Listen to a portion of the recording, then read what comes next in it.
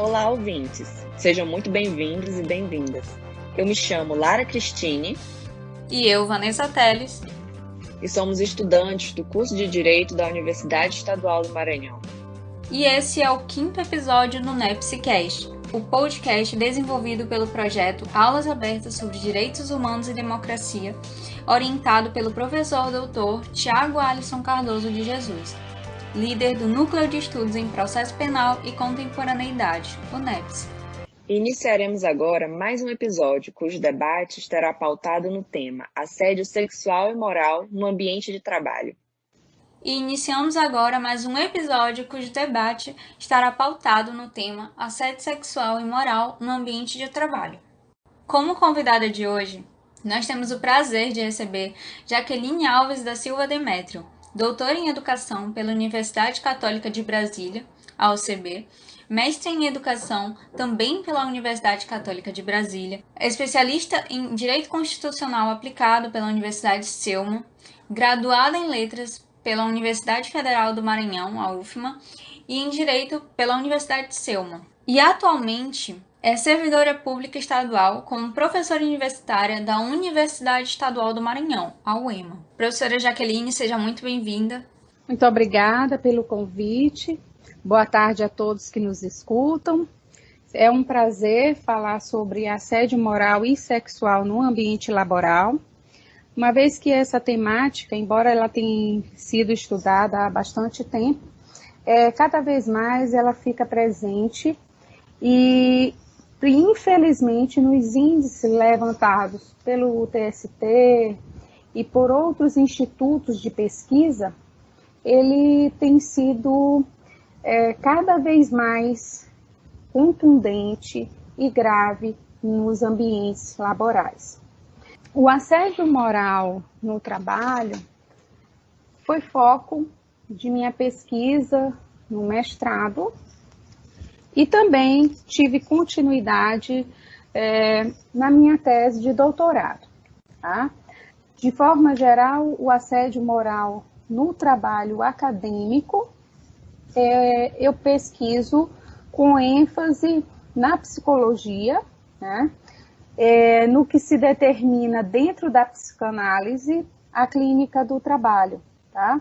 É por isso que o tema da minha dissertação e da minha tese de doutorado foi assédio moral no ambiente acadêmico e as vivências de prazer e sofrimento na concepção da psicodinâmica do trabalho em uma instituição pública de São Luís, Maranhão. Tá? Então, nesse contexto, se faz uma abordagem não apenas jurídica, mas também uma abordagem psicológica, uma vez que a gente apresenta a clínica do trabalho como um objeto de pesquisa, tá? Detalhado na psicodinâmica do trabalho, pesquisada por Dejoux. Dejoux é um psicanalista, um psicólogo francês que desenvolveu a psicodinâmica do trabalho para poder entender o que acontece com as pessoas em cada ambiente de trabalho. Não se pesquisa apenas o trabalho de professores, tá? Como é o objeto da minha pesquisa. Mas a gente sabe que no ambiente laboral, quando a gente está falando de relação de pessoas, existe alguns comportamentos que ensejam o que nós vamos falar, que é o assédio moral e sexual no ambiente laboral, tá? Então, a gente pode observar que no contexto da psicologia e especificadamente podemos dizer multidisciplinar, porque não apenas o direito nem a psicologia se preocupam com isso, mas a administração, né? Uma vez que as empresas, de forma geral, elas têm o seu delineamento por esse ponto, que é o administrativo, tá? E outras áreas da ciência, nesse sentido, também vão se preocupar. Então, uma escritora muito conhecida por todos nós é a Irigoyen, né? Marie-France Irigoyen. Ela que conceitua assédio moral por muito tempo e as suas obras foram traduzidas para o português para que melhor pudéssemos perceber a forma multidisciplinar sobre esse tema. Então, de forma geral, né, nós temos como um conceito de assédio moral, tá? E aí eu trago para vocês o conceito de uma escritora na área jurídica, tá? Mas que reflete o pensar de Irigoyen. Então, para essa escritora, que é a Guedes, o assédio moral é uma violência psicológica reiterada.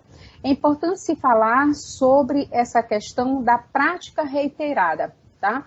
Porque é a partir daí que se pensa em assédio.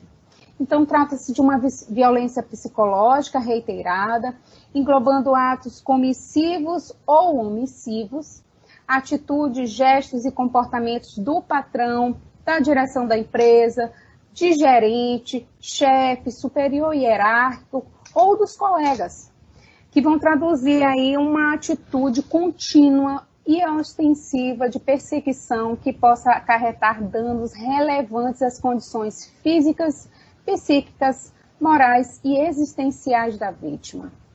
E aí, quando a gente se depara por essa questão conceitual de assédio moral, a gente verifica que trata-se de uma violência reiterada, né? Que o assédio moral, ela é uma violência psicológica, né? E que essa conduta, ela é caracterizada por tratamentos abusivos, porque a gente sabe o que é o bem comum, o meio ambiente laboral sadio. Inclusive, é observado pelo direito do trabalho no capítulo na CLT sobre o que seja ambiente sadio. Tá? Então, embora a gente saiba que o trabalho ele tem as suas nuances de cargas no sentido de exigir da sua função específica, né? Ele não precisa ser exaustivo, ele não precisa ser extensivo. Então, a gente tem condições mínimas garantidas no direito constitucional, observada no nosso artigo 7º da nossa Constituição Federal, que são os direitos mínimos básicos de qualquer trabalhador, né? Qual seja, um salário mínimo, né? Uma carga horária delimitada, então a gente tem um lapso temporal de trabalho de no máximo 8 horas diárias e 44 horas semanais. E aí, esses limites que a Constituição dá e outros delineamentos que a própria CLT nos oferece, é no sentido de garantir o mínimo para que o profissional possa fazer o seu trabalho, desempenhar a sua função de forma sadia. Entretanto, há algumas circunstâncias em que o empregado, o trabalhador, de forma geral, tá, ele possa ser exigido além do que foi contratado. Isso é um ponto. O outro ponto seria como se dá essa exigência e como há o comportamento no trabalho, no cotidiano dessa pessoa.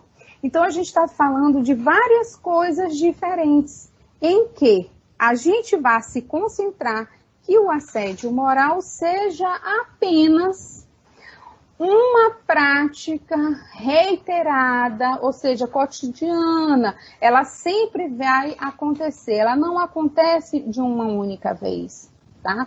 Então, a gente não pode dizer que um trabalhador, ele é assediado moralmente porque fez uma hora extra, extensiva, né? Além do limite normal previsto em lei, um único dia, tá? Mas, dessa prática, ela pode surgir o assédio moral e também o assédio sexual. Então, contextualizando esse exemplo que eu acabei de dar, pode ser que o meu superior hierárquico, ou até mesmo um colega de trabalho, observem que seja possível que eu vá fazer hoje uma hora extra. E aí, por conta disso, será extensivo no dia e ultrapassará à noite. Então, nesse momento, eu posso observar, através do comportamento dele, que se trata de um tratamento abusivo. Porque eu posso entender que ele esteja me perseguindo no ambiente de trabalho. E vindo aliado a esse comportamento desse sujeito, ele possa começar a dizer coisas, né? A falar comigo de uma forma diferente. E como se fala que o assédio moral, ele é subjetivo, ele pode ser englobado por atos comissivos ou omissivos, eu posso entender que as pessoas que estão ao meu redor nem sempre vão observar o que está acontecendo comigo, tá? Quando eu tenho num ambiente de trabalho uma conduta abusiva, eu vou observar que essa conduta ela vem se manifestar sobretudo pelo comportamento de um sujeito, pelas palavras que ele vai me dizer, por atos, por gestos, por escritos, e aí pode ser um bilhetinho, pode ser um e-mail, né? Que venham trazer um dano à minha personalidade, à minha dignidade, à minha integridade física ou psíquica. Ou seja, para haver o assédio moral, eu preciso dessa conduta. Eu preciso de um sujeito ativo e de um sujeito passivo. Eu tenho aí o agressor e a vítima, que estão fazendo com que se perceba o assédio moral. Entretanto, esse assédio moral, tá, ele pode ter uma outra nuance, que é o que a gente vem classificar de assédio sexual, tá? E o assédio sexual, a gente pode conceituar como uma conduta praticada por esse assediador, que aí a gente pode chamar de sujeito ativo, de agente, tá? A pessoa que vai cometer, que vai praticar o assédio, tá? E ela vai constranger a vítima, o assediado, no intuito de obter vantagem ou favorecimento de natureza sexual, tá?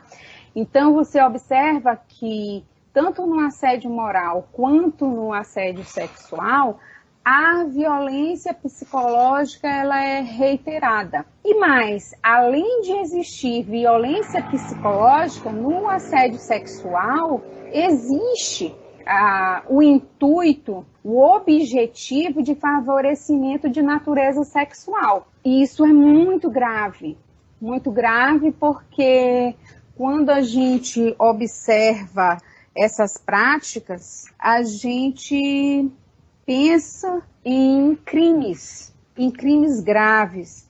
Inclusive, a gente pode verificar que tem sido de forma contundente, vez por outra, tanto no Brasil quanto no exterior, nós temos vários casos que estão sendo demonstrados, aparecidos, noticiados no momento. Se não me engano, recentemente, uma figura pública do ramo da meditação foi indiciada por práticas abusivas de conotação de assédio sexual.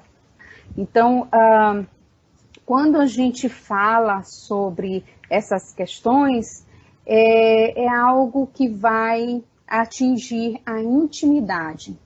E na maioria das vezes, a gente tem a mulher como foco dessas situações, principalmente no que diz respeito à questão do assédio sexual. Tá? Então, a gente tem aí o surgimento de várias notícias, tanto no âmbito das comunicações, da moda, do cinema, né?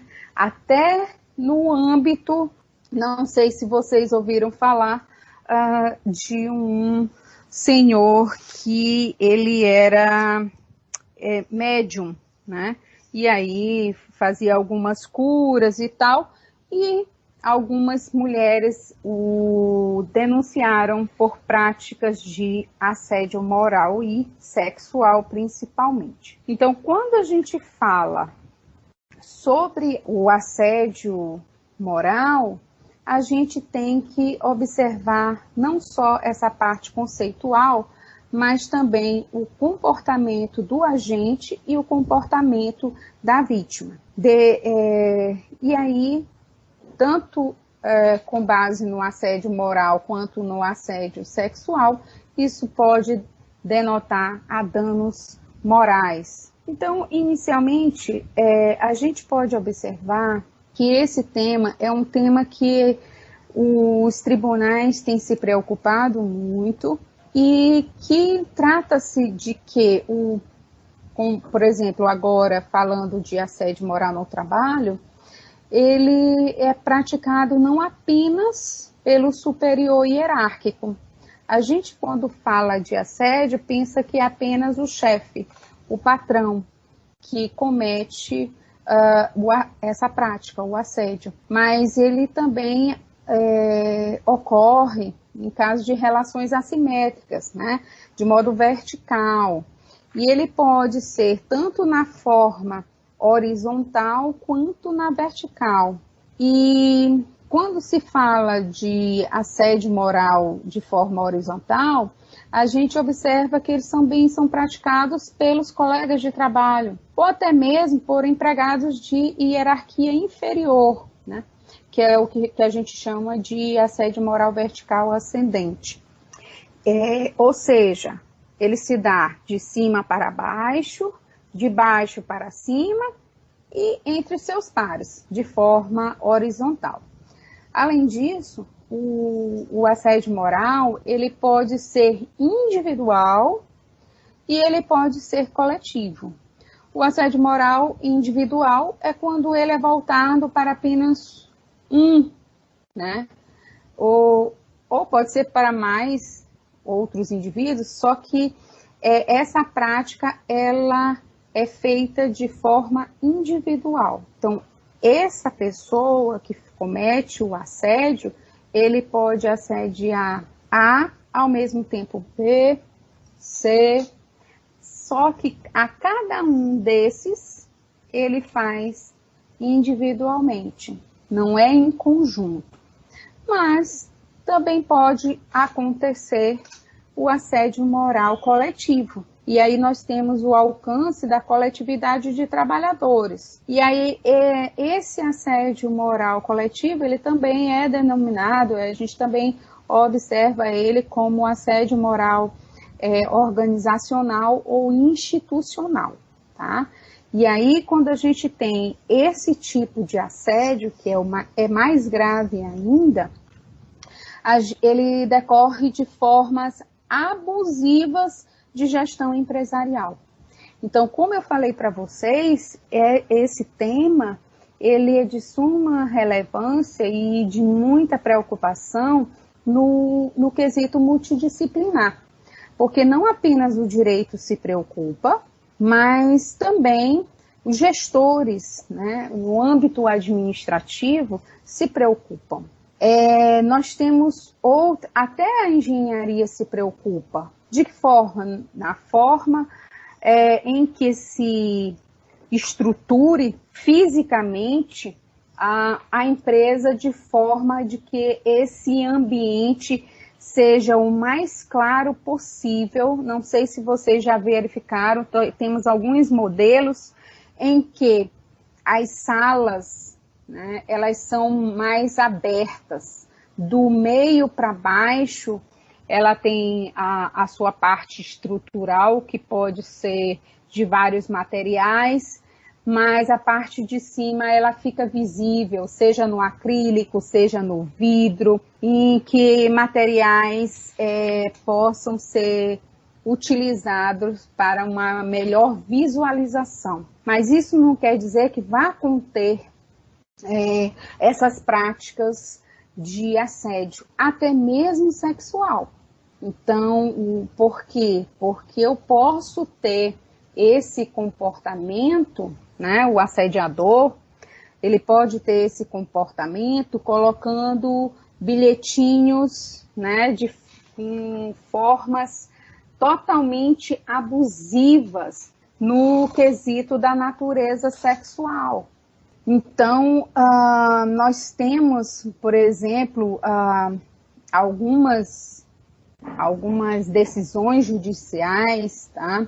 Algumas ações judiciais, no sentido da exaustão, de cobranças abusivas de metas, de ameaças de dispensa, enfim, isso tudo por uma questão de política organizacional.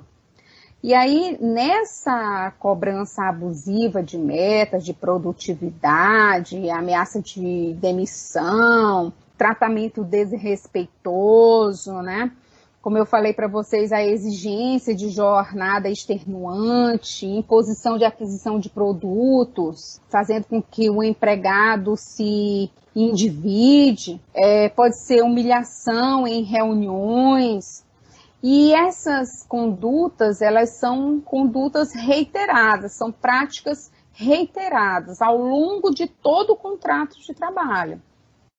E aí, quando a gente observa essas questões, a gente tem o comportamento de assédio moral. Sempre que envolver a questão de natureza sexual, nós teremos o assédio sexual no ambiente de trabalho. Então, tem uma ação judicial de uma rede de supermercados que ela teve uma conotação na época, se eu não me engano, foi de 2013 para 2015, porque aí o processo demorou um pouco. Nesse sentido, uma rede de supermercados, ela fazia uma espécie de canto motivacional. Ele era denominado shares, ou seja, aquela dança das cadeiras.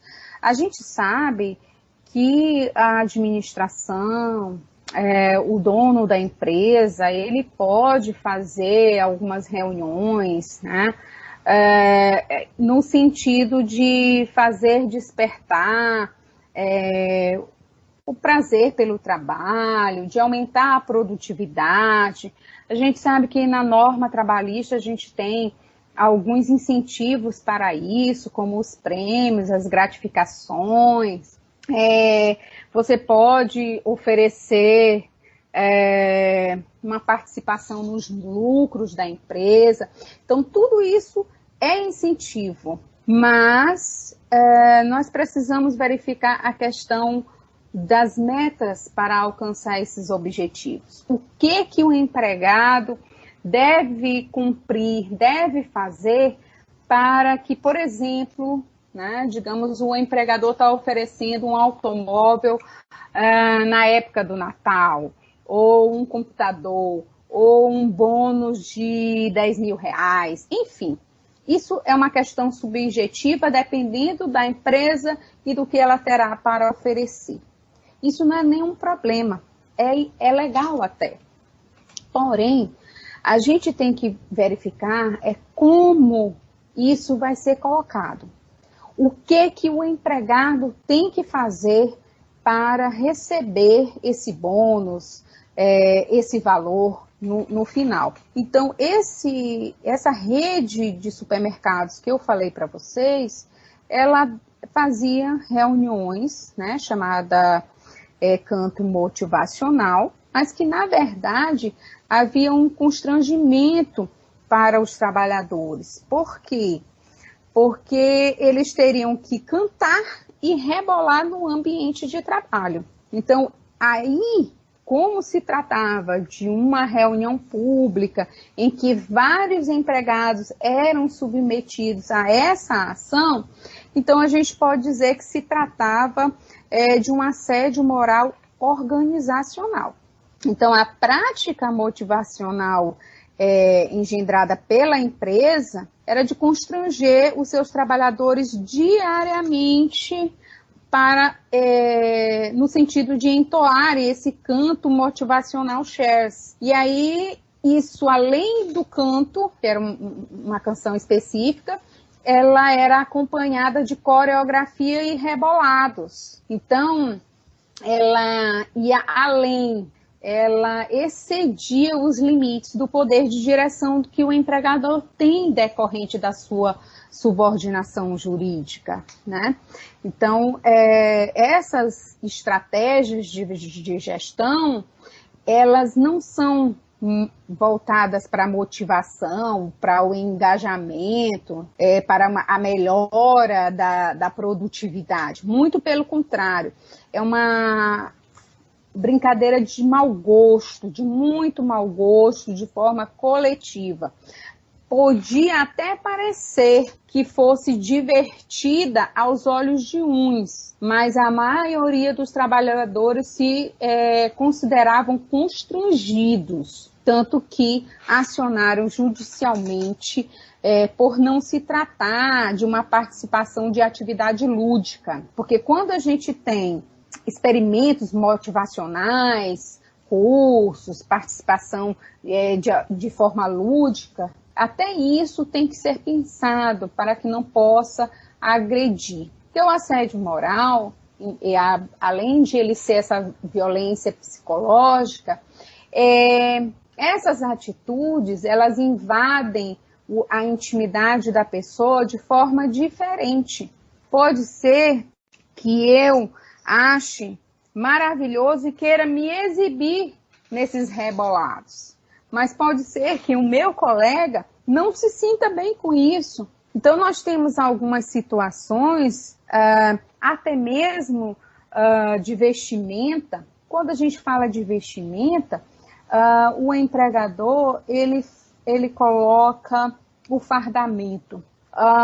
E em algumas circunstâncias, dependendo das ocasiões de festas, ele pode denominar como fardamento algumas fantasias.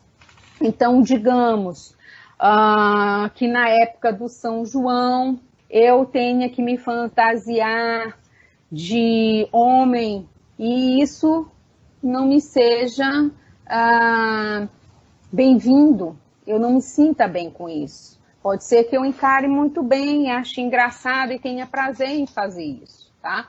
Então, o que eu vou denominar aí que seja assédio moral? Então, além da violência psicológica reiterada, com alguns gestos, com alguns comportamentos, com algumas práticas do meu patrão ou de qualquer um outro que o faça, tem a questão subjetiva de como eu vou encarar essa questão diante dessa minha intimidade. Então, eu tenho que mencionar aqui que nós temos um objetivo com essa prática.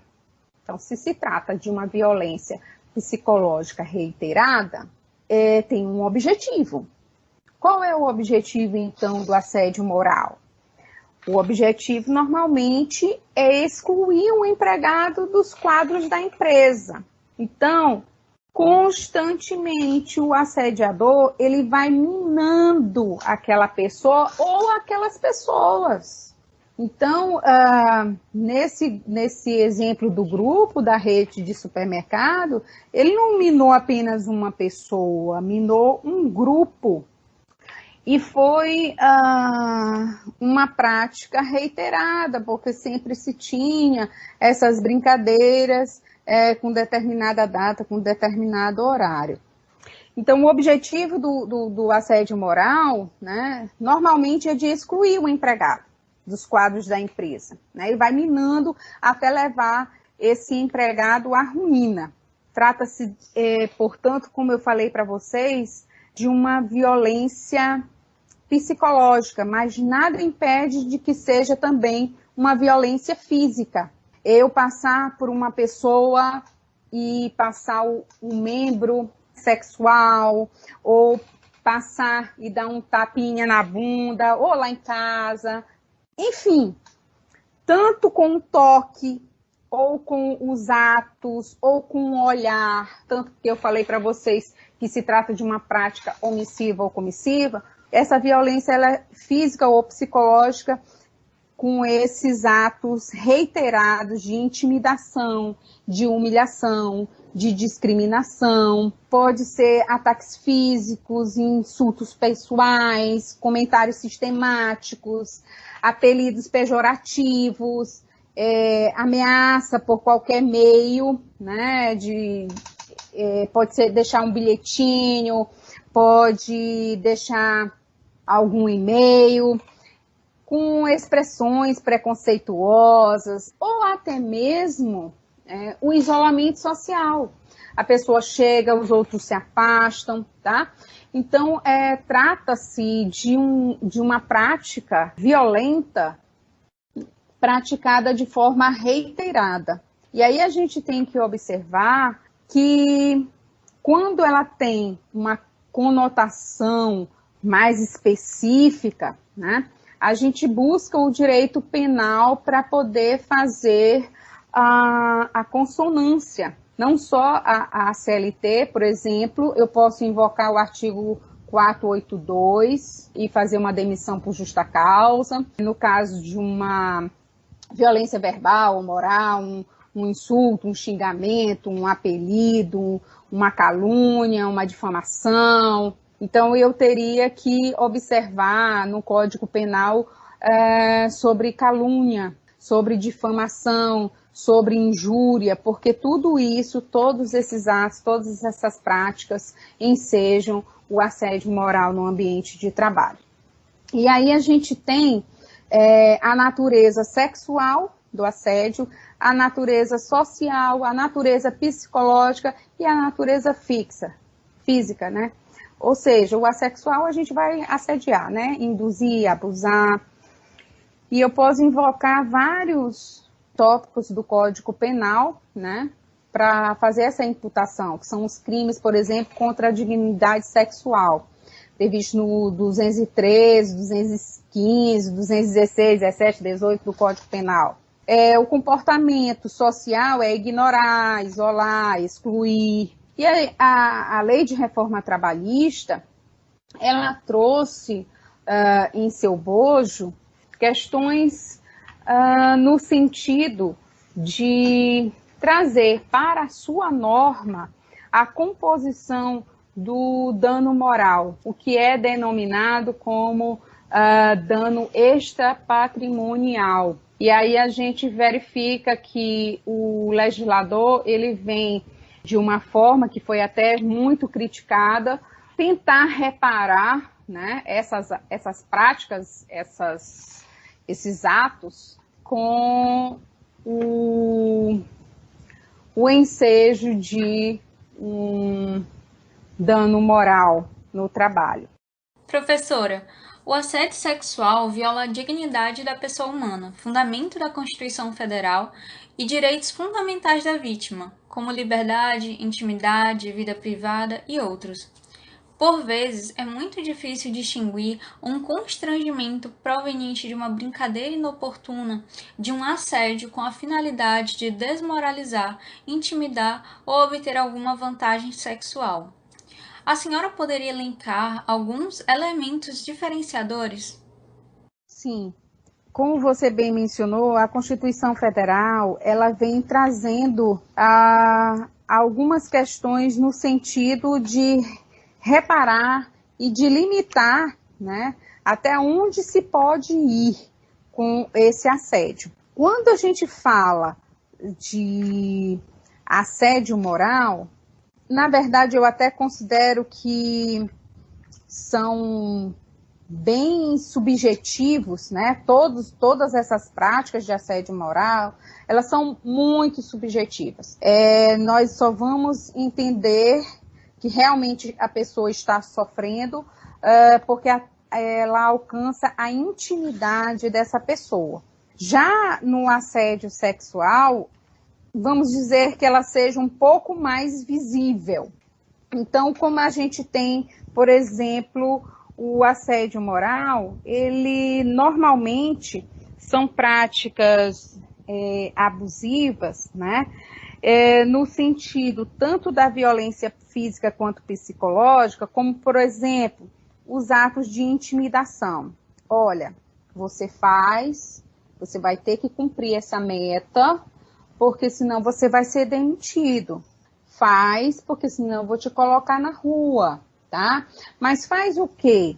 Tá? Determinada meta a ser alcançada, que pode até ser do próprio cotidiano do trabalho. Por exemplo, a gente tem observado, inclusive foi feito um levantamento recente pelo TST, que as práticas abusivas, elas têm ocorrido mais no setor bancário, tá? Então, você tem uma meta para cumprir. Em 30 dias, você tem que ter X de clientes novos, você que tem que ter X de pessoas com cartão de crédito, você tem que ter X com pessoas pedindo empréstimo, ou seja, são metas que você vai ter que cumprir, senão você vai ser demitido. E aí, além disso, eu posso ficar, olha, você é muito burra, você não vai alcançar isso. Isso são práticas de humilhação e discriminação. Tudo isso caracterizado pelo assédio moral. Já no assédio sexual, essa mesma prática, eu posso ter a conotação de natureza sexual. Eu posso ter o chefe ou o superior hierárquico, por exemplo, ou até mesmo um colega de trabalho. Olha, o chefe pode dizer assim, olha, se você não vai cumprir essa meta, né, você vai ser demitida, mas eu posso te ajudar nisso. Sai para jantar comigo hoje, e aí se insinua para a funcionária. O próprio colega de trabalho pode também querer ajudá-la, né, em tese, mas ele diz, olha, mas eu faço isso, mas se você sair comigo, né? Então, essas práticas, elas têm que ser de formas reiteradas. Então, toda vez que eu tenho uma intimidação, uma humilhação, uma discriminação, né?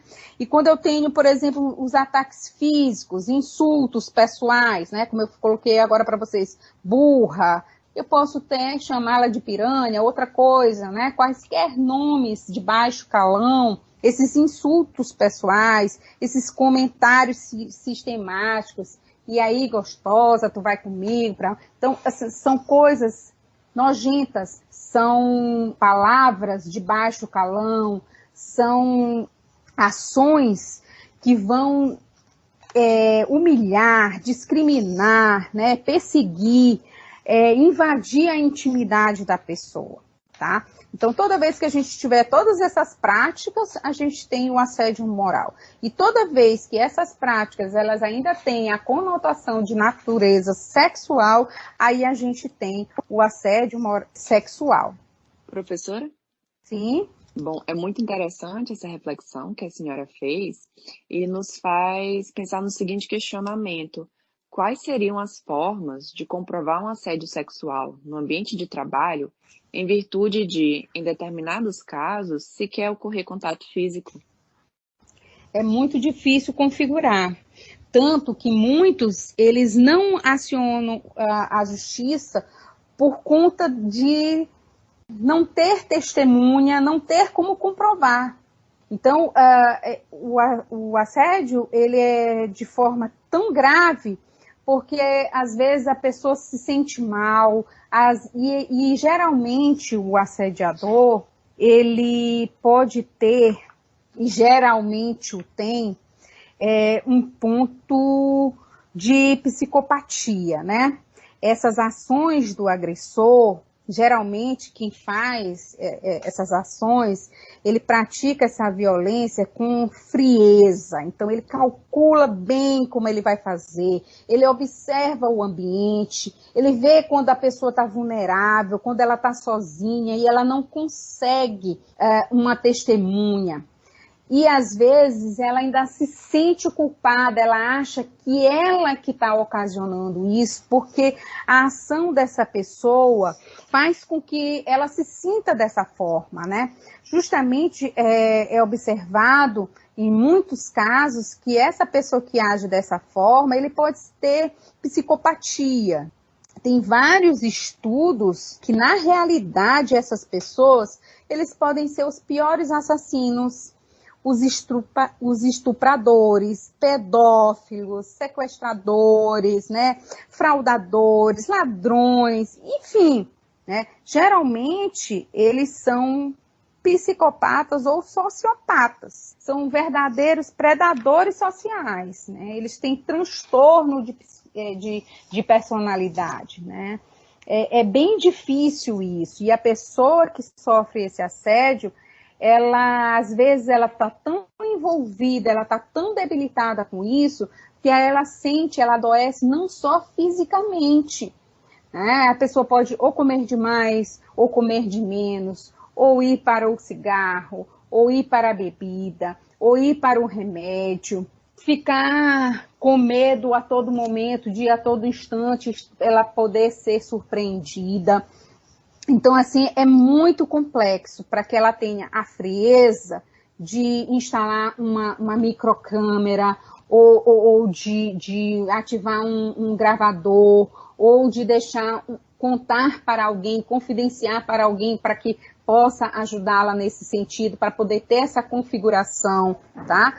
Mas, de qualquer forma, essa pessoa precisa de uma ajuda psicológica e de uma orientação, um direcionamento de como se livrar disso, para que ou o empregador tome uma atitude, né, ou que se ele não tomando, ou às vezes é até ele, né, se faça o acesso na justiça. É bem complicado realmente na prática como a gente vai fazer isso, né?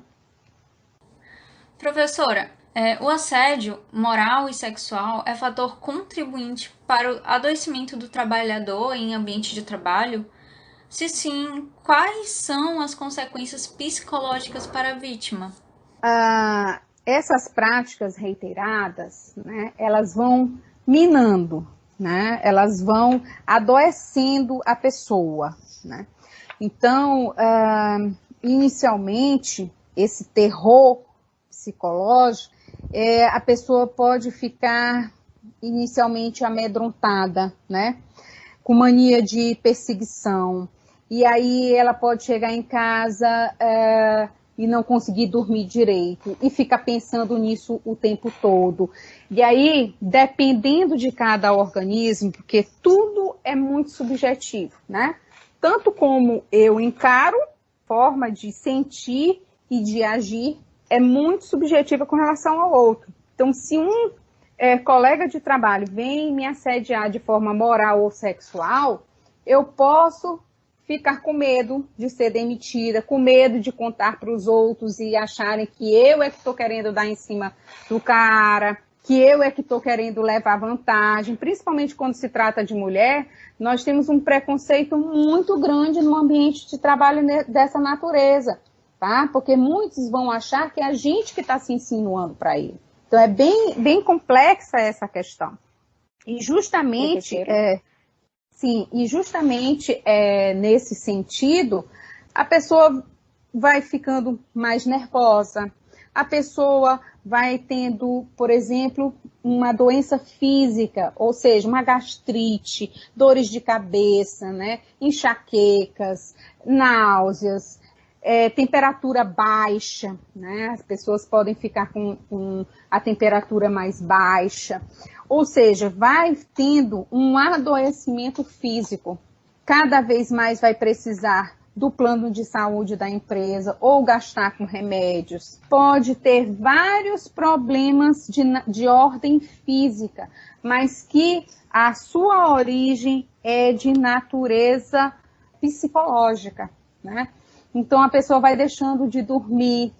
Isso pode acarretar, digamos, se eu trabalho como motorista e acontece algo dessa natureza e eu não estou dormindo bem, eu posso inclusive ter um acidente maior no ambiente de trabalho, né? Se eu sou uma costureira e eu recebo várias investidas de um colega de trabalho ou de um superior hierárquico, eu posso ter um acidente de trabalho na máquina de costura. Então, são vários caracteres entrelaçados diante de uma ação, né, de assédio moral e ou psicológico e sexual, né? Professora, Sim. sobre o questionamento que a senhora fez acerca das mulheres, que muitas vezes pensam que as mulheres se insinuam, toda uma estrutura ao redor disso. A senhora pensa que o fato de as mulheres assumirem com mais frequência a figura da colaboradora em uma empresa, em um empreendimento, pode ser um fator auxiliar para a normalização do assédio em ambiente de trabalho? Nós vivemos num contexto não só de trabalho, né, mas num contexto social em que é difícil, até hoje, né, embora esteja garantido na Constituição que nós temos que ter isonomia, que temos que ter igualdade, que não pode haver diferença, distinção no trabalho. Temos até uma lei específica, lei de práticas discriminatórias nesse sentido. Nem a sociedade, eu vejo que nem a sociedade e nem o patrão, ele tem assimilado a ascensão, a capacidade da mulher no ambiente de trabalho. Tanto que, embora já tenhamos alcançado um número grande no mercado, mas se você for observar o percentual ainda nos cargos de gestão, nos altos cargos, o acesso no trabalho da mulher ainda é muito pequeno. Então, nessa perspectiva, se percebe o próprio preconceito de que a mulher, além de ser burra, incapaz, limitada, tá? Ela também provoca, né, o homem, ela quer chegar em determinado lugar, não por seu mérito, mas por um assédio. Então, você não tem hoje a liberdade diante desse posicionamento. É claro que a gente não pode dizer que todos os patrões são assim, que todos os colegas de trabalho são assim, que todos os trabalhos agem dessa forma, tá? Mas esses ambientes que a gente chama de doentios, onde existem essas práticas de assédio moral e sexual, geralmente as pessoas desse cotidiano, elas pensam dessa forma. Na verdade, tudo isso acontece porque as pessoas não estão acostumadas com o sucesso do outro, né? Na verdade, se trata de uma prática reiterada de inveja no ambiente de trabalho, né? Então, esse comportamento do sujeito ativo, do assediador, geralmente ele está imbuído dessa questão preconceituosa também, de achar que a mulher é limitante, que a mulher não dá resultados, né? De que a mulher não tem competência, que ela não tem o valor. E quando se mostra competente, se mostra dona de si, se tem determinada postura, se tenta minar essa mulher para derrubá-la.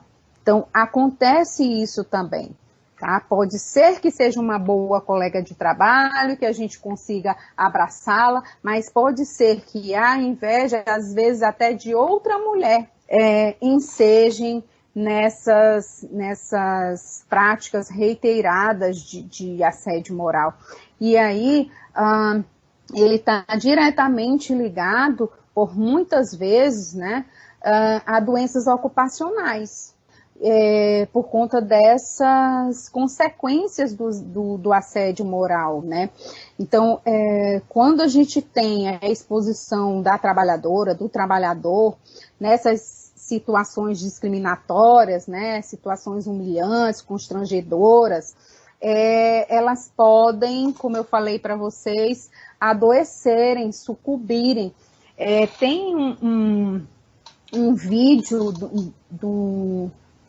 no site do TST, né, que é uma entrevista com vários trabalhadores, em que um rapaz se diz, né, ter sido assediado pelo empregador. Ele era engenheiro elétrico, se eu não me engano, e sempre chamava essa pessoa na sala dele, né, e aí não era homem, desculpem, não era mulher, era um homem, chamava ele na sala e o diminuía sempre, que seu trabalho não era produtivo, que ele não era capacitado, né? E dizia palavras de baixo calão, como burro, dentre outros.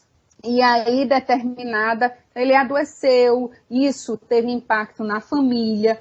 Às vezes, a pessoa não consegue dar a resposta que quer para o colega de trabalho ou para o empregador, né, para esse assediador, e aí desconta na família, e aí pode ter conflito em casa, pode não conseguir colocar para fora e essa questão toda afetar seu emocional, ele causar uma gastrite, uma depressão. Tanto que esse rapaz que foi entrevistado, ele disse que teve um dia que ele não estava mais aguentando e ele tentou se matar, causando um acidente. Então, ele vinha dirigindo o carro e avançou por mais de 180 quilômetros para bater num caminhão, né? Graças a Deus isso não logrou êxito, e aí depois disso ele pediu demissão e aí entrou com ação na justiça. Foi bem difícil de fazer as comprovações, mas ele conseguiu, tá? Então, nesse íntere, porque como se trata de uma violência reiterada, a pessoa passa por muito tempo, às vezes por anos dentro da empresa, sofrendo essas humilhações e adquirindo várias doenças físicas, né? Você pode ter um problema de pressão alta, você pode ter síndrome do pânico, você pode ter gastrite, você pode ter enxaqueca, seu cabelo pode cair, suas unhas podem ficar fracas, você pode engordar ou você pode emagrecer. Então, tem várias doenças físicas nesse sentido. E a gente pode observar que na nossa legislação brasileira, né, na Lei 8.213, que fala de acidentes de trabalho, nós temos várias modalidades de doença profissional, né? E essa doença profissional pode ser desencadeada por essa questão peculiar, né? Diante da função que ele exerce e dessa prática de assédio. E aí a gente tem o que se chama de doença do trabalho, né? Aquela que é adquirida ou desencadeada em função das condições especiais do trabalho. Professora, nós poderíamos dizer que a estrutura corporativa contribui para o acobertamento dos casos de assédio, além do constrangimento para que a vítima não se manifeste a respeito? Sim. Olha, dificilmente, porque quando a gente tem uma empresa, o dono da empresa ou os donos da empresa, eles elaboram a sua estrutura, o modelo organizacional. Então, se o empregador não observa que o seu gerente ele tem esse perfil assediador e não toma a medida, né? Então, por exemplo, o que acontece muito, o que assim um problema de gravame, que é como se inicia o assédio moral, as fofocas no trabalho. Então, quando determinado funcionário chega para o dono da empresa, olha, fulano não trabalha bem, fulano é assim, fulano está assediando, fulano isso, fulano aquilo, o que o empregador tem que observar? ele tem que também ter a dúvida dessa informação. Então, ele tem que partir para cima e observar o que está acontecendo. Porque pode ser que esse que levou a informação seja o assediador. E a gente sabe muito bem que os riscos da atividade econômica é do empregador. Então, se eu contrato, eu tenho que saber quem eu estou contratando.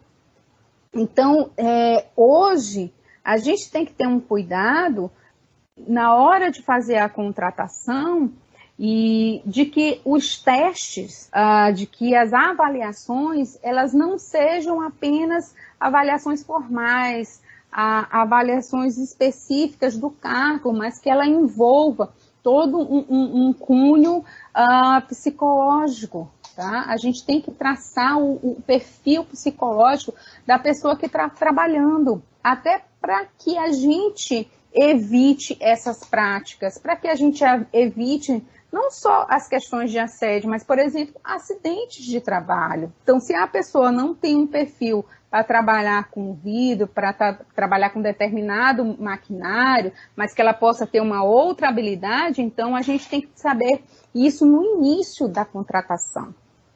Mas, às vezes, a pessoa ela não demonstra isso no início. A gente vai conseguir perceber dessa pessoa no decorrer do trabalho, tá? E pode ser que nem no decorrer do trabalho o empregador perceba, né? Porque, como eu falei para vocês, há a possibilidade de se estar tratando com um psicopata, com uma pessoa que sabe dissimular muito bem, com uma pessoa que é o famoso duas caras, que na frente dos colegas ou do empregador ele é de uma forma e quando ele está sozinho com você, ele age de outra forma. E aí isso pode causar depressão, pode causar diabetes, pode causar o que a gente tem como síndrome de burnout, né? Fobias, vários traumas, pesadelos noturnos, insônia, enfim, e tudo isso pode acarretar na produtividade do trabalhador quando ele chegar lá no serviço no outro dia, né? Professora? Sim. Então, nesse sentido, será que nós podemos falar em uma cultura do assédio? Se sim, a relação de hierarquia fortalece de alguma forma ou de que forma essa cultura? Eu creio que sim. Embora os ambientes de trabalho hoje tenham muita preocupação com relação a isso, mas ele é da natureza humana. E, infelizmente, nós temos algumas pessoas que agem de forma maliciosa. É da própria natureza da pessoa agir assim. É muito difícil a gente conviver com essas condutas praticadas pelo assediador, né?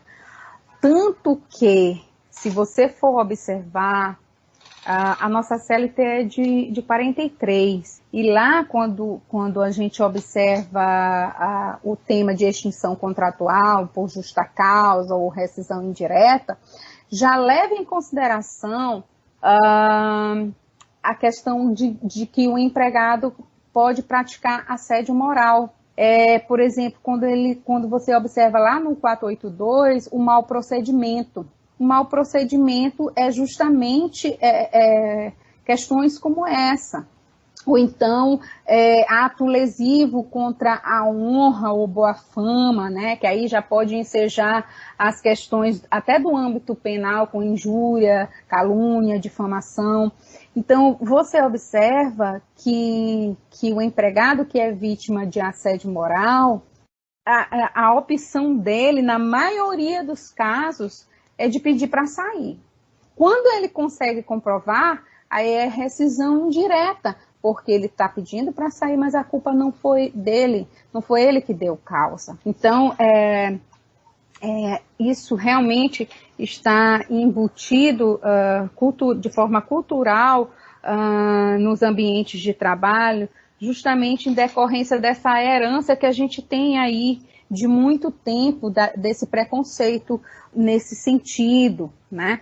Às vezes a pessoa que está assediando, ela que é incompetente, ela é que é ineficaz, mas ela não consegue chegar aonde o outro está pelo seu próprio mérito, e aí ele fica assediando, seja de forma moral, seja de forma sexual, né? Vai minando a pessoa para que a pessoa saia e ele ocupe o lugar.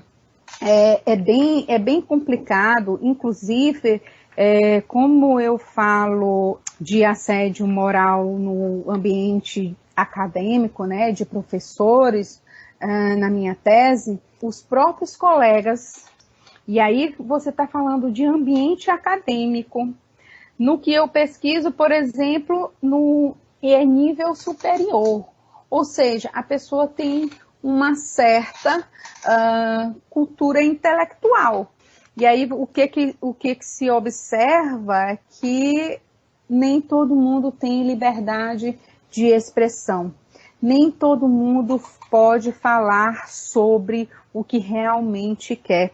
E que, às vezes, a vaidade, o orgulho, a soberba intelectual, ela vai minando aquele outro que tem competência, né? É uma questão muito complexa. E vai tentando rotular, vai tentando minar a pessoa de tal forma, no sentido de que ela não possa fazer a sua produção intelectual. É bem complexa essa questão, é tudo bem difícil de comprovar, porém não é impossível, porém não é um problema sem solução, porém é um problema em que a gente está caminhando para a busca sempre de soluções, de colocar um ambiente mais moderno, mais sadio, mais equilibrado. A gente vê os esforços nas empresas acontecendo, a gente vê os esforços nos tribunais também acontecendo de modo a inibir, tá? Embora a gente tenha aí algumas críticas com relação a essa questão, desde que foi inserida a lei de reforma trabalhista, que trouxe para si a questão do dano de natureza extrapatrimonial, né? Porque quando isso é comprovado, as atitudes vão ter que ser tomadas. Então, se o assediado, a vítima, consegue comprovar, chega no seu empregador e tudo consegue se resolver no ambiente de trabalho, onde quem assediou pode ser demitido por justa causa, ou se possa entrar num consenso e de forma no sentido de trazer profissionais capacitados para que se mude esse ambiente e que outras práticas dessa natureza não aconteçam, aí a gente tem o saneamento, vamos assim dizer, desse problema. Professora, segundo pesquisa feita pela BBC Brasil, 84% das situações de assédio no trabalho são praticadas pelos chefes diretos das vítimas. Qual atitude deve ser tomada por quem sofre o assédio, levando em conta que o assediador, na maioria das vezes, possui um cargo mais alto dentro da hierarquia da empresa e pode pôr em risco o emprego de quem o denunciar? Pode pôr, não, ele põe, né? Porque nós hoje, infelizmente, ainda não temos a efetividade de se sanar o problema dessa natureza. É mais fácil sanar um problema quando o assédio, né, vem de baixo, ascendente, ou quando ele é horizontal, quando ele é feito por um colega. Quando é o próprio dono da empresa, quando é o próprio superior hierárquico, o gerente, dificilmente se consegue sanar esse problema. É como eu estou colocando para você. A saída é a rescisão indireta, tá? Ou seja, isso quando você consegue se munir de provas, por exemplo, um assédio sexual, você pode ir colhendo os bilhetinhos, os e-mails que você recebe, consegue filmar, consegue gravar, né, essas práticas desse assediador. Então, quando você começa a se munir de provas, né, aí você pode chegar numa rescisão indireta, né? Isso quando é o dono da empresa, ou se você chegar até o dono e o dono conseguir comprovar isso e o dono demitir o gerente, aí sim, porque veja bem, não se trata de dinheiro, não se trata de valores, de recompensa. Esses valores que a gente tem assegurado, ou quando a gente entra na justiça, ou quando, de alguma forma, no ambiente da empresa, você é indenizado, nada paga aquela ferida, aquela sua intimidade que foi atingida. A gente vai ter que marcar um dia para falar sobre a lei de reforma trabalhista. Então, quando essas práticas são configuradas, quando a gente consegue na justiça, a gente tem a indenização por dano moral, o que não impede de, por exemplo, ser cumulado com o dano material.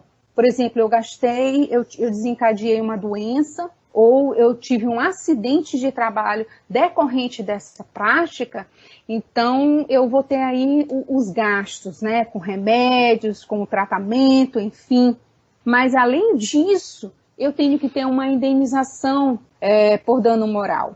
E aí, antes, a gente buscava o direito civil para fazer essa composição, e hoje a lei de reforma trabalhista, ela traz isso. E a gente tem aqui algumas críticas com relação a isso, porque o legislador colocou que agora o dano moral tem que ser visto pelo artigo 223, tá? Que é o capítulo que fala sobre dano extrapatrimonial, né? Lá vem dizendo o que é dano de natureza extrapatrimonial, como ele se aplica, a que pessoas são, e também a questão da indenização. E aí ele fala que a ofensa ela pode ser leve, média, grave ou gravíssima. Na verdade, para a pessoa, isso é tão subjetivo. Então, nós não tínhamos essa determinação pelo Código Civil, sempre ficou a cargo do juiz, de quem estava dando o encaminhamento para a ação, tá?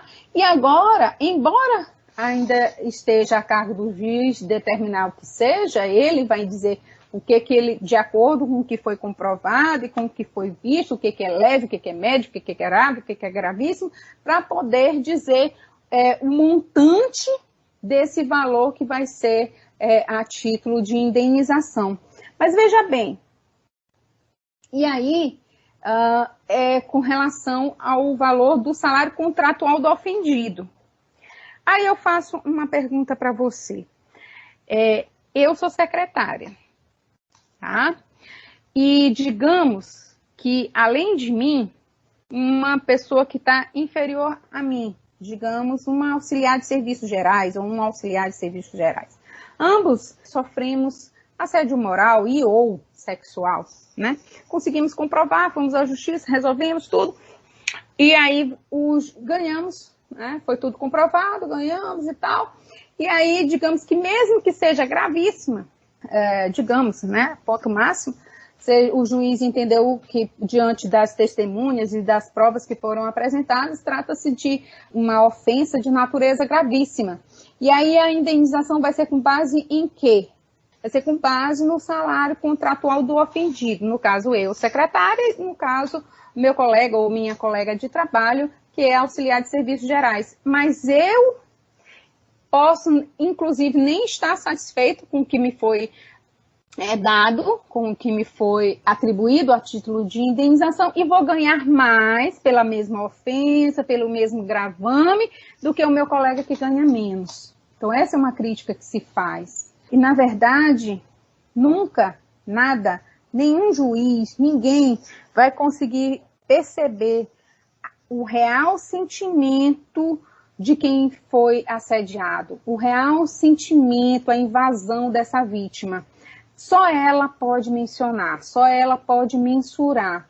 E pode ser que, como assim o é, né, a maioria das pessoas não vão à justiça por várias questões. Primeiro, a dificuldade de se comprovar o assédio moral e principalmente sexual, tá? A dificuldade depois de arrumar um emprego, porque pode ser que no meio, né, das empresas, um passe notícia para o outro, e porque quando você observa que um empregado colocou o patrão na justiça, consequentemente os outros que o vão contratar, querendo ou não, dizendo ou não que foi por isso, vão saber. Porque eles buscam tomar informações da antiga empresa que você trabalhou. É uma circunstância muito complicada. Geralmente, a vítima, ela sempre sai com a impressão de que não foi feita a justiça, de que o seu gravame não foi compreendido. E mais, dependendo do psicológico que ela foi afetada, né, ela sempre vai ficar achando que está o tempo todo alguém querendo fazer isso com ela. Às vezes, o outro colega em outra empresa, depois de muitos anos, ele nem está assediando ela sexualmente, mas ela já vai achar, por conta do trauma que o é. Ou seja, trata-se de uma questão muito subjetiva, muito grave, né, de alcances inesperados. Nós não sabemos qual será o verdadeiro alcance desse gravame, desse assédio, até onde ele vai e até quando ele vai. Ele não se finda numa simples extinção de um contrato de trabalho. Professora, há certas lacunas legislativas sobre essa temática ou a problemática perdura por questão de eficácia? Sim, há sim muitas. Na verdade, a gente não tem no Brasil uma legislação específica nesse sentido. Na verdade, a gente tem até algumas convenções, por exemplo, a Convenção 111 da OIT, que trata da discriminação em matéria de emprego e profissão, e aí está imbuído nesse contexto a distinção, a exclusão, né, ou até preferência. Parece que recente teve até um caso nesse sentido, com relação à raça, à cor, a sexo, à religião. Agora a religião está assim, mais contundente com relação a essas questões do que a própria cor, do que o próprio sexo. A questão da opinião política também, né? A questão da ascendência nacional, da origem social, enfim, tudo isso é matéria, é objeto que pode ensejar o assédio moral, né? A gente não se dá conta, mas às vezes, por uma questão de natureza social, pode ser que a funcionária seja branca, mas ela seja uma pessoa que não tem um determinado nível tido como bom socialmente, por conta do próprio preconceito. Aí, aquela ali eu posso assediar. Aí passa a mão, faz todo aquele assédio sexual. Então, assim, é bem complexo. E além disso, essas questões de preconceito, né, de estereótipos, a discriminação, né, de diversas formas, elas que sejam o assédio moral, o assédio sexual, ela não tem, infelizmente, nós não temos no Brasil uma legislação específica, própria, que venha corroborar por esse tratamento, por trazer uma segurança jurídica nesse sentido. Aí a gente tem um pouco na CLT, a gente tem um pouco no Código Civil, aí a gente tem um pouco na Constituição, aí a gente tem um pouco na Lei de Práticas Discriminatórias, aí a gente tem, que é a Lei 9.029, né? Eu sempre trago isso para os meus alunos. A gente tem na Constituição, já falei, em algumas convenções da OIT,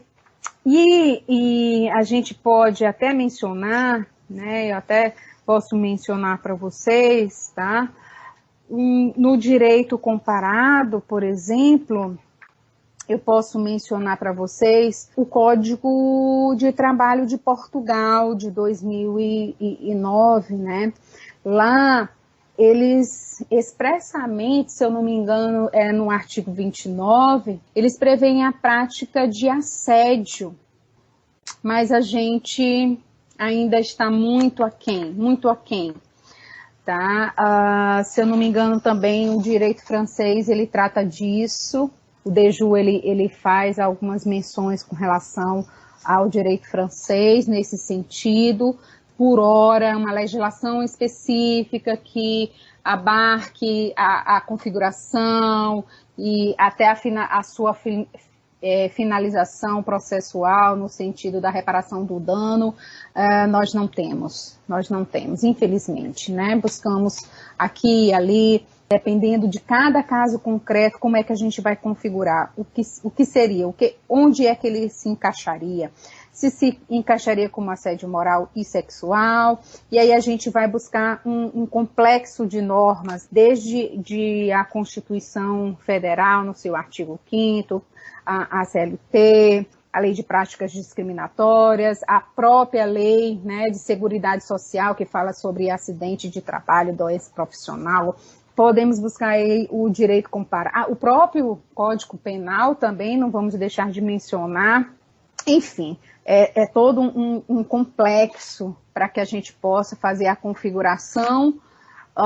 E com certeza, com relação a danos morais, né, a doença profissional, de repente, mesmo que tenha sido reparado todo esse dano, todo esse assédio, a pessoa pode ficar com sequelas para sempre, ou seja, pode ficar sempre com depressão, uma vez que adquiriu diabetes, pode ser que não tenha como voltar ao status anterior, uma doença coronária, enfim, tá? É bem complicado. Isso quando não tem um problema físico, porque decorrente vai que de um assédio sexual a mulher foge, né, e tem um acidente no trânsito, né, ela pode até incorrer à morte e às vezes a pessoa não sabe nem que isso decorreu de um assédio. Então, assim, eu creio que é um tema muito complexo, é um problema gravíssimo, tá? E que a gente ainda não se deu conta de que a gente tem urgência para reparar isso. Bom, professora, sabe-se que o assédio moral e sexual no ambiente de trabalho atinge ambos os sexos e todas as raças e etnias. No entanto, esse problema reproduz práticas enraizadas num contexto social, econômico e cultural. A senhora poderia nos apresentar de que forma a legislação tem progredido para proteger o trabalhador desse tipo de abuso? E qual o papel das instituições na prevenção desse tipo de conduta? Eu acho que algumas ações, aquelas chamadas, né, ações afirmativas, né, elas já estão avançando um pouco nesse sentido. É todo um complexo, a gente também não pode esquecer, por exemplo, que esquecemos de mencionar, que também tem aí a questão do idoso, do deficiente, né? E aí a gente vai ter que buscar a legislação específica nesse sentido. Por exemplo, a Lei 10.741, que fala dos direitos homogêneos do idoso, né? Das pessoas com deficiência, que é a Lei 13.146, enfim.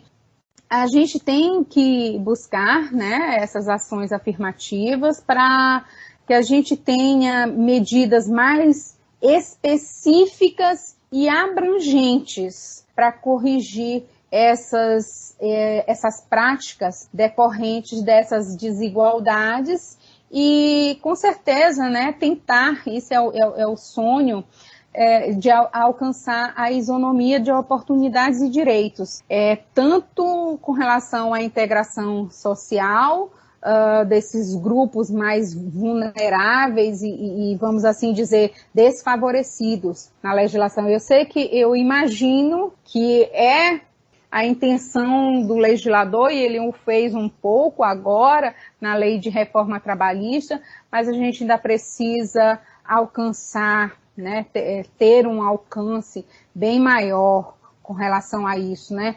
Quem sabe numa norma única, tratando de forma específica o âmbito administrativo, o âmbito do trabalho, o âmbito penal, o âmbito civil, o âmbito até previdenciário dessas práticas decorrentes de assédio moral e sexual, tá? Esse é o nosso desejo.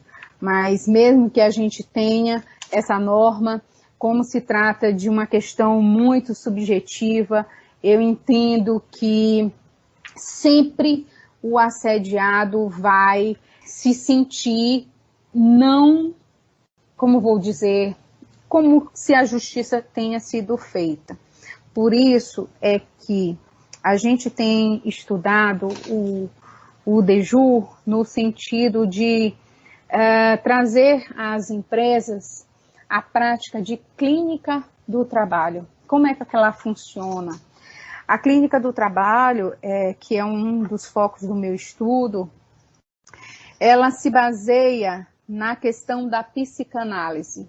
Se faz um grupo de pessoas na empresa e onde se tenta caracterizar o ambiente de trabalho e de lá se observar se está tendo essas práticas e como eu vou reagir, agir nesse ambiente. É um momento de se direcionar para os próprios sujeitos, tanto ativo quanto passivo, tanto ao assediador quanto ao assediado, de como isso trata-se de assédio, trata-se de uma prática irregular, ilícita, imoral, como a reparação disto.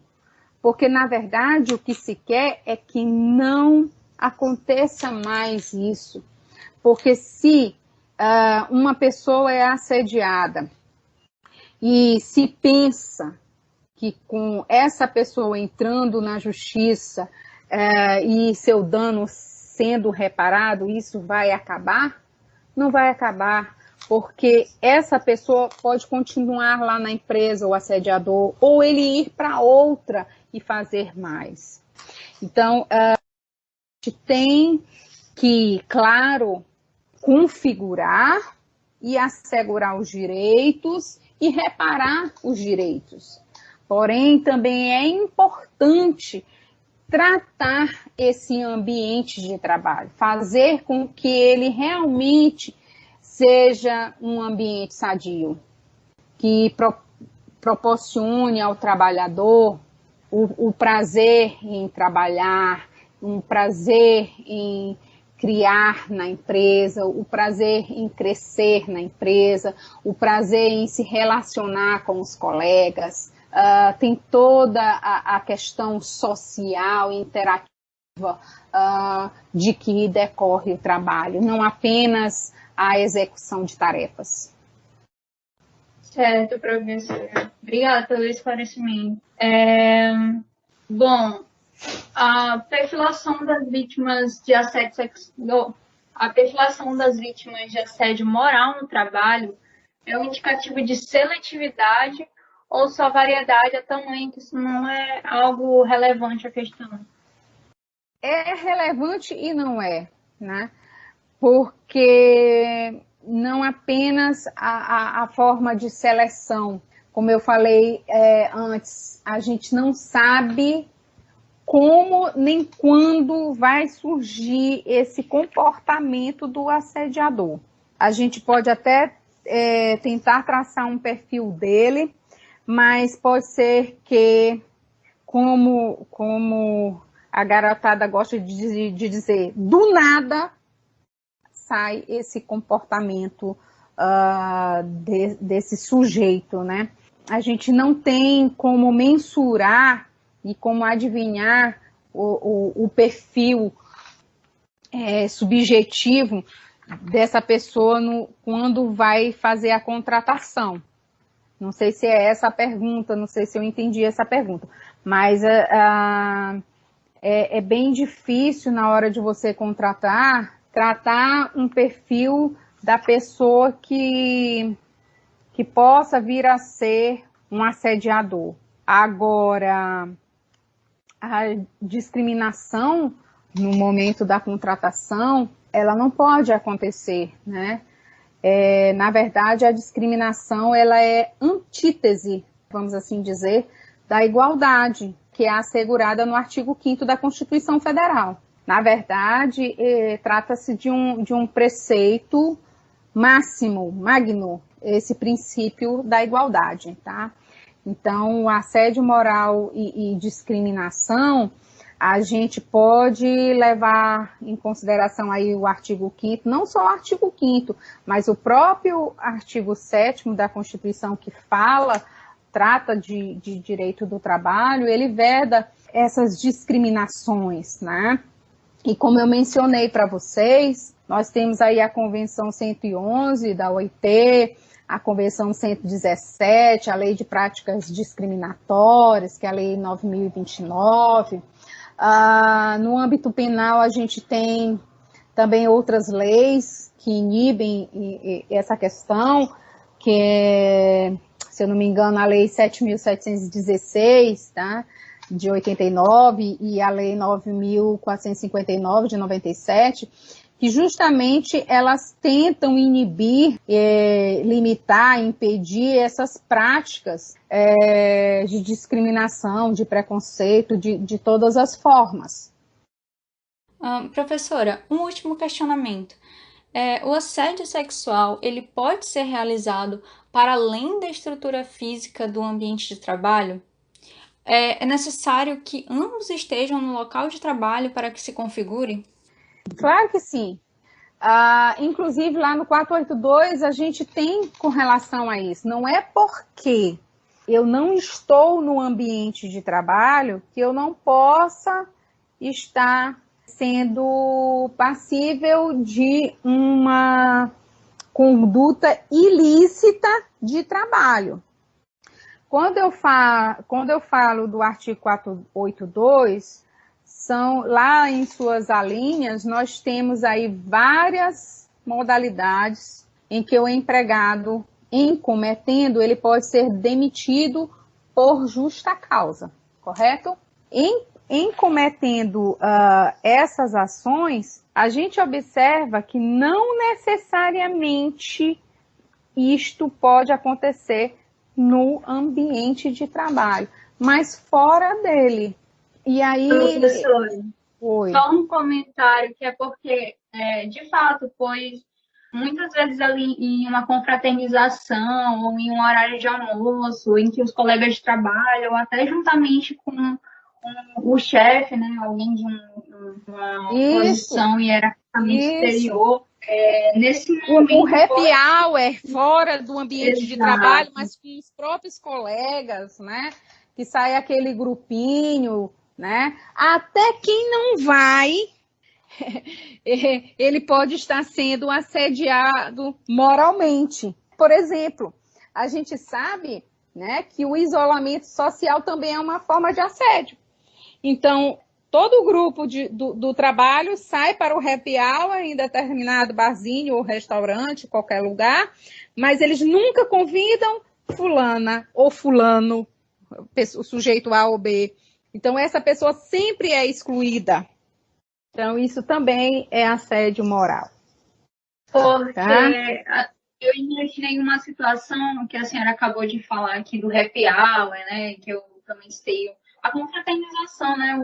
O encontro desses colegas de trabalho, o encontro de fato de pessoas de um determinado local de trabalho, né? E nesse momento, o que acontecer ali, ou se ocorrer ali um assédio em relação a uma funcionária, um funcionário, isso ali vai se repercutir de qualquer forma no ambiente de trabalho, no local de trabalho, por conta de, naquela reunião, em sua maioria, pessoas de um certo lugar, de uma certa empresa, de um certo estabelecimento, ali reunidos pessoas que têm uma ligação por conta do trabalho. Isso, Mas, por exemplo, perfeitamente. se ocorresse estar ali numa reunião de estarem pessoas que não necessariamente, em sua maioria, que não fossem, em sua maioria, pessoas ligadas por questão de trabalho, mas que, por exemplo, tivesse em uma festa, aí encontrasse um colega de trabalho, nesse momento a pessoa fosse assediada, aí já não caracterizaria, por exemplo, assédio? Ou isso Vou te dar um exemplo, tá? Lá no 482, nós temos aí motivo de justa causa, por exemplo, ato lesivo da honra ou da boa fama. E aí, a gente pode, hipoteticamente, né, exemplificar, por exemplo, o empregador ou um de seus prepostos fazendo uma narrativa contra algum empregado ou contra alguma pessoa da família desse empregado. Um ato lesivo da honra e da boa fama. O empregador, o seu preposto, ou até mesmo o colega de trabalho, qualquer um que vamos denominar de autor ou de assediador, ele fala, olha, você sabia? A fulana, né, ou fulano, no caso o empregado, a família dele tem um irmão ou a tia, é uma piranha, estava com isso, aquilo outro. Então, está falando mal de forma a atingir a honra ou a boa fama daquela pessoa. Então, essa pessoa que, no caso, foi lesada, ela pode nem ser a empregada desse empregador. E esse contexto em que foi falado, ele não foi falado no ambiente de trabalho. Ou seja, naquele happy hour, naquele barzinho, naquele restaurante, naquele aniversário na casa de alguém. Então, essas conversas que surgem, mas que surgem fora do ambiente de trabalho, mas em decorrência desse, e ainda que não seja diretamente do empregado, ela também é assédio moral. E é configurado a justa causa, no caso, se quem cometeu foi o empregado, ou a rescisão indireta, no caso, se quem cometeu foi o empregador, né? Quem deu causa foi o empregador. E geralmente, isso é fácil de ser configurado, porque é aquela fofoca externa, é a famosa fofoca externa, vai de um para outro, né? Então, várias pessoas presenciaram a fala, né? São testemunhas da fala. Além disso, isso pode se tornar uma repercussão absurda, né? E aí, isso não só vai ter o ensejo no cunho do ambiente de trabalho, configurado pela CLT, como justa causa e ou a rescisão indireta, como também pode ter efeito no campo do direito penal, porque por se tratar, por exemplo, de uma calúnia, de uma difamação, de uma injúria, dependendo do que foi colocado, por quem foi colocado, tá? Então, aí é fora do ambiente de trabalho e pode também atingir uma pessoa que não é empregado, uma pessoa da família do empregado, por exemplo. Certo, professora, muito obrigada por seus esclarecimentos e a gente vai encaminhando aqui para o final. Então, a senhora quer fazer algum algum comentário, alguma explanação a mais para poder finalizar o podcast? No mais, só mencionar mesmo que o tipo de ação ou essa prática, né, normalmente a do assédio sexual, tá, ela também ocorre no âmbito criminal, tá? O assédio sexual, ele é um delito que geralmente ele é praticado, né, como você até mencionou, por um agente que tem a condição hierárquica superior e a vítima ela possui uma função hierárquica inferior. E isso, né, essas ameaças, elas são abusivas, contundentes, reiteradas, justamente porque a vítima fica com medo de perder o emprego ou de perder os seus direitos no trabalho. E é por isso que as pessoas adoecem. Às vezes é uma pessoa que sustenta uma família, então ela se submete a aceitar essas práticas. Às vezes não há nem o estupro, às vezes há a própria finalização com a relação sexual. Às vezes o chefe ele tem um caso com a sua subordinada e ele acha que isso não é assédio porque ela aceitou, mas na verdade tem uma questão subjetiva. Ela se submete a essas questões com medo de perder o emprego, com medo de não acessar um outro emprego, com medo de não poder dar o sustento de sua família, né? Então, eu quero que fique claro que essas práticas, além de reiteradas, elas são muito subjetivas, tanto na profundidade da própria prática, como na profundidade do próprio sentimento que a vítima recebe. Certo, então, professora, eu agradeço imensamente por sua participação nesse podcast, por ter proporcionado o esclarecimento a todos aqueles que escutaram esse episódio, e creio que todas as suas explanações foram extremamente enriquecedoras. E, para finalizar, eu só tenho mesmo a agradecer a sua participação. E é isso, se a senhora quiser também dar um comentário final. Eu agradeço, Vanessa, pelo convite, tá? Espero ter colaborado de alguma forma. É claro que uma conversa dessa, ela é muito profunda para a gente exaurir nesse único momento. E aí eu me coloco à disposição para novos questionamentos, novas possibilidades e outras perspectivas que a gente possa ter em relação ao entendimento, à compreensão desse tema tão importante. Muito obrigada. Bom, então finalizamos aqui o nosso podcast. Certo. Finalizaram aí a gravação? Sim. Eu vou ficar porque eu só vou fazer agora a parte dos avisos. Que sempre a gente faz no final. Tá certo, meu amor. Então, obrigada. Qualquer coisa, eu estou à sua disposição, tá bom? Foi até mais do que eu pensava. Mas não tem problema, não. Sim, mas eu espero que vocês tenham gostado. Eu espero que vocês tenham gostado. Eu espero ter atingido aí o anseio de vocês. Não sei se era realmente isso que vocês queriam, mas eu creio que a gente tenha feito aí um apanhado geral sobre o tema. E agora alguns avisos.